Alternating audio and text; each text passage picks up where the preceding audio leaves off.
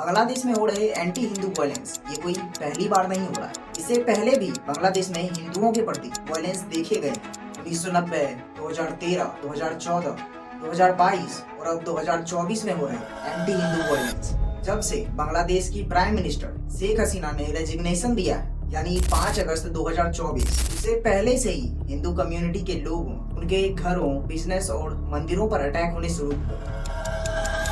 The Hindu Buddhist Christian unity council report के अनुसार 4 से 20 अगस्त के बीच 16 दिनों में लगभग 2000 से अधिक हिंदुओं पर अटैक्स किए गए थे, जिनमें करीब 69 टेम्पल्स भी शामिल हैं। इन घटनाओं में लगभग 157 परिवारों के घरों और दुकानों में हिंसक रूप से तोड़फोड़, लूटपाट और आग लगा दी गई और इन हमलों में 9 हिंदुओं की जान ले ली गई। विश्लेषकों का मानना है कि इनमें से मैक्सिमम अटैक्स सांप्रदायिक नहीं थे, बल्कि ये हमले देश में कानून और सिस्टम के फेल्योर के बीच राजनीतिक प्रतिशोध के कारण हुए थे। इसी बीच हमारी इंडियन मीडिया और सोशल मीडिया के अकाउंट पर मिस इन्फॉर्मेशन फैलाने का खेल शुरू हो जाता है।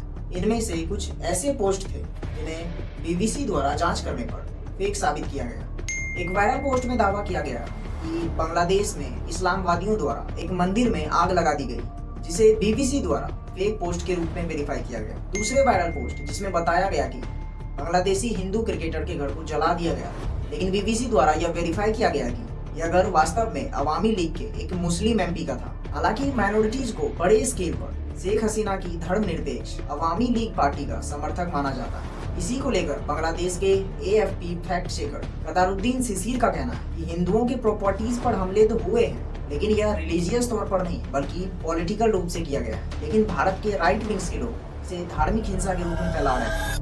चलो मान लिया कि हमले पॉलिटिकल रूप से किए गए थे, लेकिन हिंदुओं पर हमले तो अभी भी किए जा रहे हैं। कुछ पोस्ट फेक हो सकते हैं, लेकिन सभी नहीं। अभी भी हाल ही में 5 नवंबर को बांग्लादेशी पुलिस फोर्स के द्वारा चित्तगांव में हिंदुओं को बेरहमी से पीटा गया। यह घटना 5 नवंबर को तब घटित होती है जब कट्टरपंथी इस्लामी समूह जमात ए इस्लामी का एक मेंबर उस्मान अली ने सोशल मीडिया पर हिंदू धर्म और इस्कॉन के खिलाफ अपमानजनक कमेंट पोस्ट किया। इनके रिस्पॉन्स में कुछ हिंदू निवासी उस्मान के दुकान के बाहर आपत्तिजनक कमेंट पोस्ट करने के विरोध में इकट्ठा हुए थे, जिससे दोनों कम्युनिटी में क्लैशेज स्टार्ट हो गई। इसके बाद यहाँ बांग्लादेशी फोर्सेस को तैनात किया गया। सीसीटीवी से पता चलता है कि फोर्सेस द्वारा सिविलियंस पर लाठी चलाई गई, उन्हें दौड़ा दौड़ा कर पीटा गया, यहाँ तक कि कुछ ऑफिसर्स को सीसीटीवी तोड़ते हुए भी देखा गया। जब रक्षक ही भक्षक बन जाए तो कौन बचाए उन माइनॉरिटीज को। नमस्कार।